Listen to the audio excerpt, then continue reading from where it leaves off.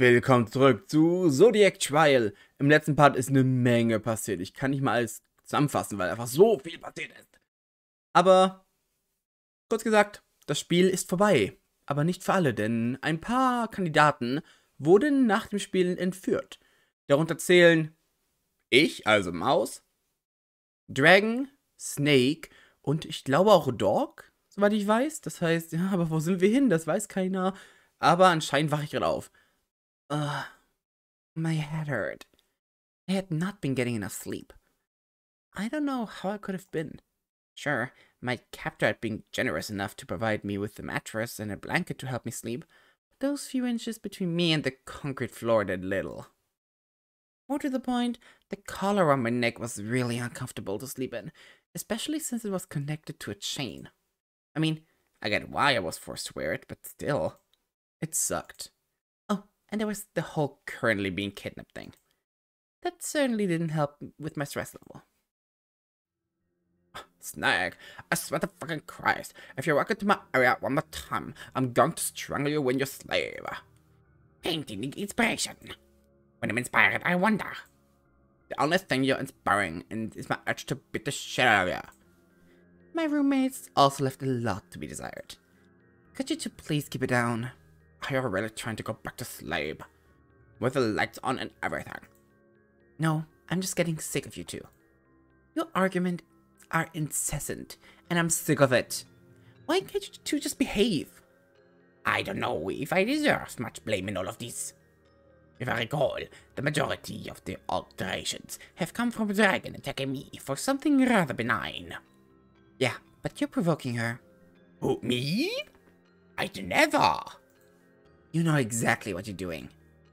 If I've learned anything over these past few days, is that you're actually just as childish as she is. Childish? What the fuck are you calling childish? I don't have time for this. Correction, you have nothing but time for this. And that's a problem, isn't it? It was at this point that our captor decided to make his entrance, carrying a tray of food and drinks. I bought breakfast. Ach, Dog, warum? Silence filled the room. Thank you, might be nice. Fuck you, you psychopath. You kidnapped us. Maybe, but this and that are separate things. So, do you want to have breakfast or not? Is a meal continent of showing you respect by thanking you? It'd be dickish if that was the case, wouldn't it? It would. Then I suppose not. In that case, I also refrain. Gotcha. Mouse? Thank you for the meal, Dog. No problem. Mother, you fucking traitor, strike-breaking blackleg. We're supposed to be united front. A unit front doesn't have nearly as much fighting it as this. And besides, a united front against who? Dog, obviously. My, I need a full unit front to be taken down? How flattering. If Dragon was expecting me to work up a lot of anger at Dog, she'd be disappointed. I was pretty pissed at him, no doubt. But all the things considered, he'd been a pretty reasonable host in his captives. He'd listened to most of the requests he asked of him, and did his best to keep us occupied with books and painting supplies and whatnot. He even hosted daily game nights, which was slightly surreal. And besides, I could see where he was coming from with all of this. A lot more than I could with Brian, at any rate. So, Dick, anything change? Are you gonna let us out yet? If I do, are you going to storm out into the open? Of fucking course I am. What, do you want me to live in your stupid basement forever? In that case, I'm afraid you have to stay here. Trust me, it's for your own good. How can you say that shit with a straight face when you're prisoners? Well, I also saved you three, so I think it kinda evens out. I must say, Doc, I'm surprised that we are still here. Presumably, the police should be looking for us, no? Oh, they are. But I doubt they find us here.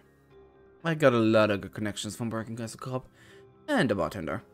This one's pretty low-key, pretty reliable. We could hide out here for over a month. How exciting! Doc, I'm trying to be understanding. I still don't understand everything. I don't get why you're doing all of this. Could you try to explain it all clearly? Again with this. Doc sighed. Well, I suppose keeping it from you ain't gonna do much good at this point. If I'm going to be keeping you guys here without your consent, least I could do is give you all the full layout of things. Else I'd be a total scum, you know. Trust me, you already are. Dragon, ruhig. Ouch. That might be fair. Anyways, if you really want to understand, I'm gonna have to bore you with the whole story. So strap in, folks. How exciting! Looking forward to it. Could you two shut up? They were honestly a lot more similar than either would care to admit. Alright, so you all already know that I used to be a cop, yeah? You mightn't believe it, but I was a pretty good one as well. The current chief of police, Oliver Bowen, I came up with that guy. He was a really good friend. That point's important for why I haven't killed the guy on my own at this point. It was a sad and thankless job that did a number on my soul, but I did it all the same. Eventually, enough was enough for me. The job was too cruel, too thankless, too draining. Plus, the force was slowly getting corrupt. Slowly? Alright, well, you could argue that the force has never been the shining example of justice it was meant to be, but what I'm talking about is a lot more substantive degradation. I also knew it was not in spite of Oliver becoming chief of police, but because of him. I tried to get a straight answer from him what it was all about, but that was a failed endeavor. At some point, it just wasn't worth it. So I quit, became a bartender, yada yada yada. And that was that. Until the case when Aaron Morris killed Amadeus Bowen, Oliver's brother. Due to odd circumstances, I ended up getting involved in this case. I gave important testimony at trial. When Morris was sentenced, I thought that was that. Until Oliver came to my bar one night, a wreck. Well, he hadn't been great ever since his brother's death, but he was different. I was familiar with the look of desperation in his eyes.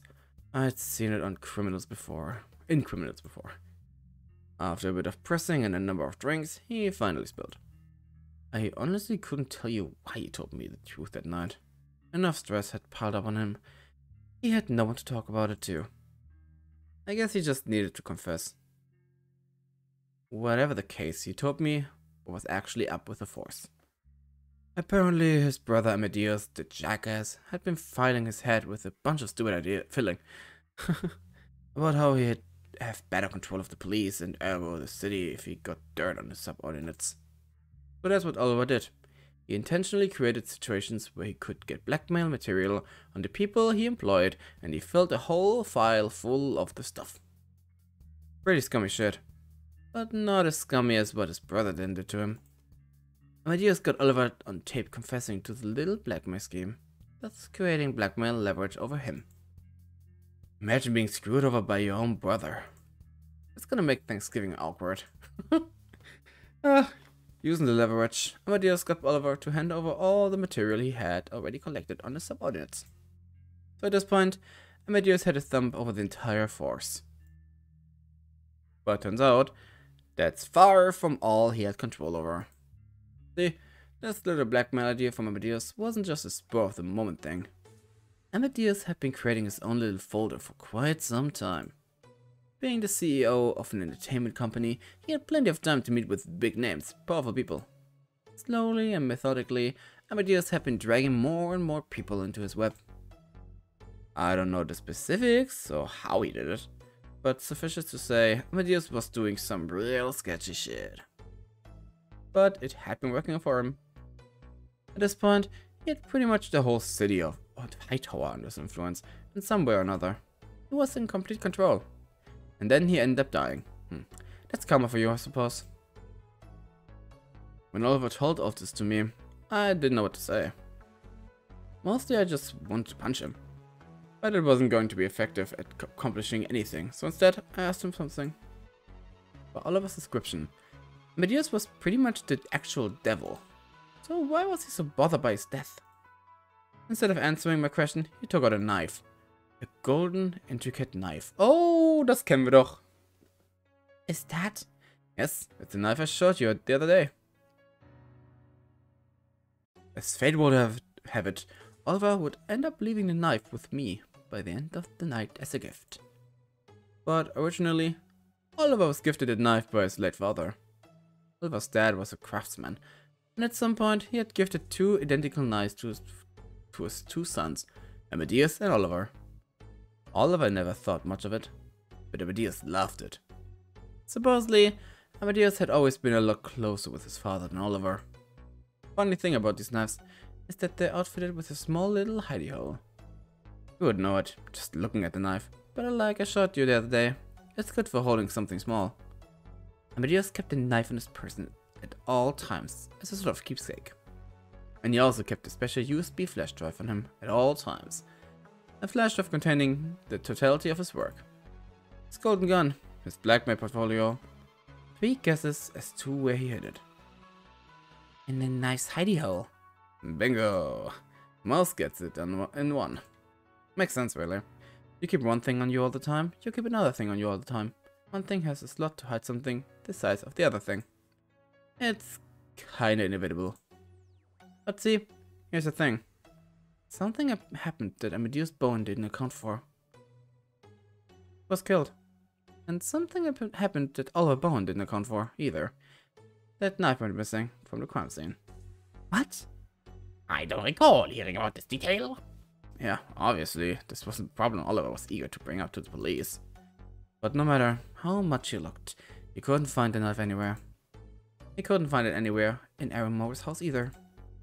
Aaron Morris claimed to know nothing about it, but of course, Aaron Morris also claimed he was innocent. Oliver was confident that his guys had found the culprit, but Oliver was also nervous about the missing knife. That night, Oliver was drunkenly confessing to me the knife was still missing. To his knowledge, no one on that file had been blackmailed recently, including him, of course. But if anyone never found that USB flash drive, it could be disastrous. Yep. Exactly. The whole thing was pretty fucked. Anyways, that's what Oliver told me.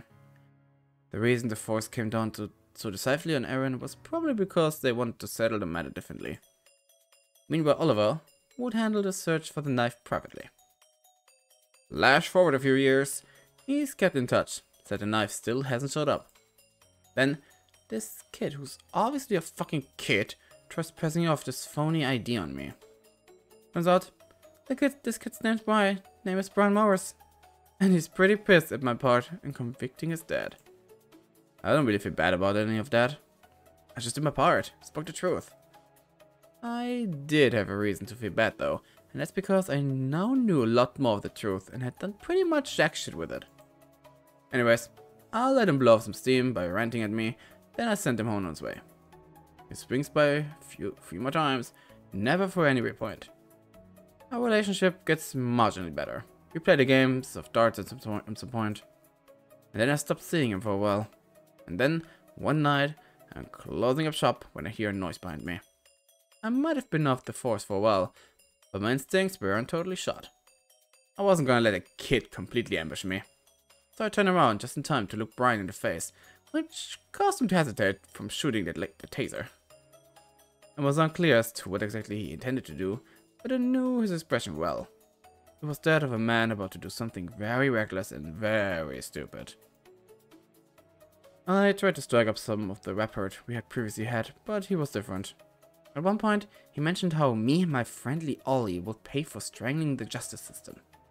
So he clearly knew more than he did when he had previously met. I was unclear how much more, but he knew more. Still, I tried to get a straight answer out of him, and he continued to act weird. He talked about how it was his right, after everything that had happened. He was saying it more to himself than me. And it was at this point I knew that something wasn't right. This kid was in over his head. On a hunch, I asked him if somebody had given him the idea for his whatever this was. If someone was helping him. In response, he shot me with the taser. But before passing out, I got a look at his face and I knew the answer. The fog. So, Doc, what are you saying? I believe he's implying that the Jade Emperor was not Brian alone. Well, I didn't think that yet. It was only how he reacted when I pressed him about the encounter, while he was explaining the rules, that I felt something was off. He spoke as if he hadn't even remembered the incident. Hold on a second. Are you saying that voice wasn't Brian? but I thought the guy on the screen was Brian. The person on the screen was most certainly Brian. I would recognize the tattoo anywhere. Although, considering the getup he was in... I'm not saying I have all the answers. Didn't then, don't know. But I was definitely suspicious. Something wasn't right. And something wasn't right with the people who were there. The two standout cases being Mouse and Dragon. You two are right. There is no good reason for either of you to be here. So I was on the lookout. Then, at the end, when I saw Dragon dragging Snake away from the group, I had a feeling that that was the first move. So bullshit that one. I already apologize, you fuckward. How long are you going to be on this? It's just surprising that you believe such a blatant lie. I mean, someone like me, funding a gang like the Scorpions. The Jade Emperors must have been transmitting hypnotic powers through those speakers. Fuck yeah.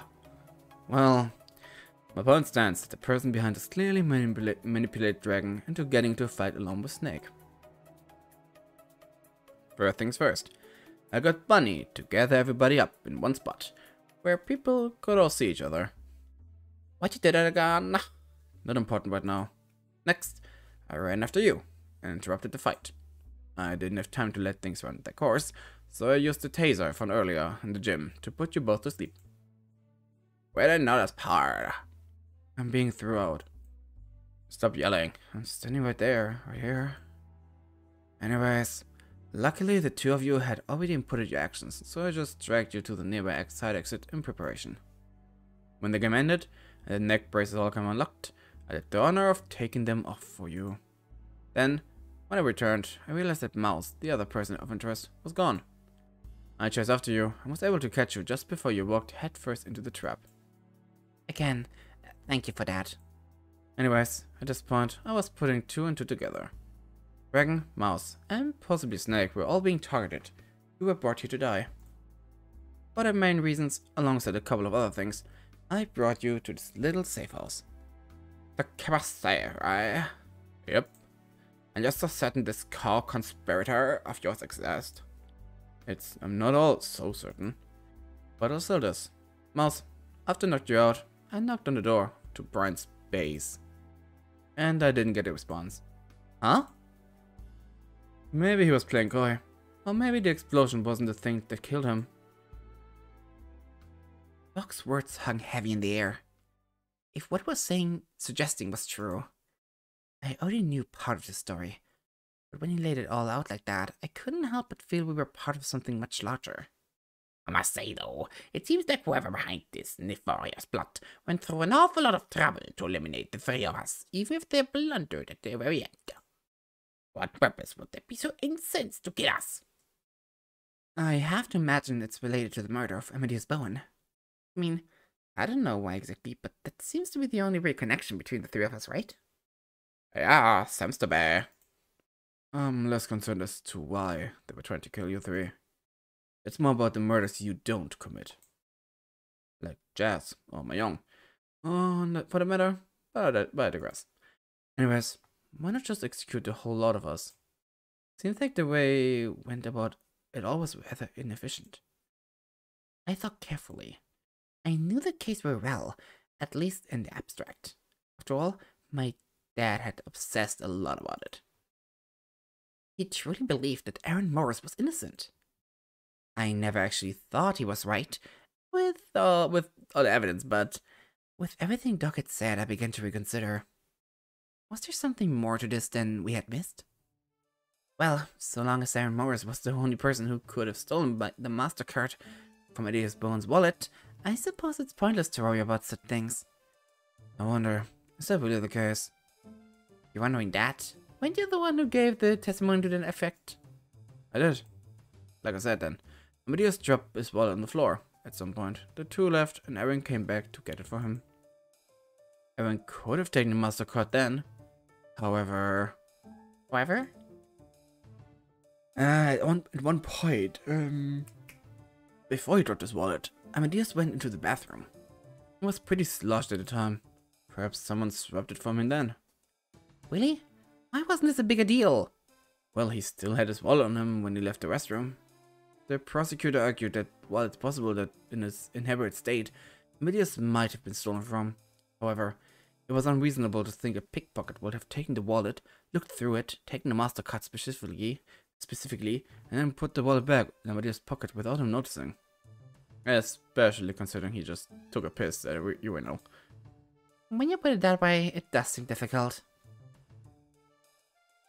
As you probably know, after going to the bar, Aaron took Amadeus back to the workplace, and Amadeus slept in his personal office. The security tapes may have been messed with, but that only extended to the actual day of the murder, so no one came in and stole from him when he was sleeping. Right. Yeah, I don't know much about it, but it seems like Aaron definitely fucking killed Amadeus. And honestly, good for him. Dragon. He actually has a point.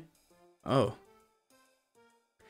As detestable as violence is as a rule, there are certain situations where they may be morally permissible, depending on to what extent of Amadeus' crimes Aaron was aware of, specifically if he knew how compromised the police it was. It's reasonable to conclude that murder was the only affordable option. I do not wish to condone murder, however. I find it hard to imagine the punishment matched the crime, as it were. Snake was right.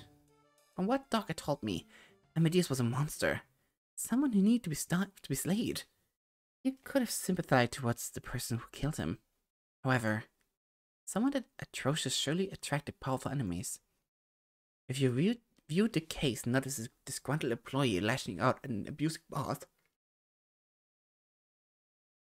but as the assassination of a person who was tantamount to a crime boss, there was suddenly a whole new lens to look at the case through. Far more care, intent, and planning could have been done to the killer. And there were certainly unresolved mysteries in the case. I think something's wrong with this case. What? Do you think this Aaron stood innocent? I don't know. I just think something's wrong. Let me just, for my own sake, I want to try laying things out about the case. Okay? Sure. It's not as if we have much better thing to do. Okay, so it's important to note that the geographic of the crime scene. The majority of this action took place on the second floor. Walking in from the upstairs, there's a generally accessible bathroom directly to the left. Further on the left is one waiting room, and across from the waiting room is a door to Amadeus' private office. Mal gucken. Okay. Aha. Okay, also wir haben hier das Badezimmer, die Sekretariat, das Wartezimmer und das Büro anscheinend. Genau. Nee. Oder ist das hier? Against the wall in the center of the room is a secretary desk. Das ist das hier. Where she worked? Right. Also along the back wall was a door to a different waiting room to the right, and the door to the storage closet to the left. Ah, okay. Office, waiting room, Badezimmer und Storage. Okay. If I remembering the scene correctly, all the doors had windows that could be seen through. That's how I was able to watch everything unfold after all. It also might be relevant to note that both guest rooms and the storage closet all had windows. Well, since all the windows were found locked from the inside, it's probably not relevant, but I still think it's worth mentioning. The windows actually had little architecture slabs, which could, in theory, be stood on. Wait, you're saying? Oh my god! You're saying you could walk between these windows? I'm saying it would be very risky, but possible to move in between windows. However, the slab outside of the storage closet had broken off a while ago. If the windows was open, it'd be possible to maybe move from one slab to the inside of the storage closet by leaning against the wall. However, unless you were incredibly athletic, like tiger or horse level, it'd be impossible to jump out the storage closet window onto another slab. Since it fell off, it'd also probably be impossible to move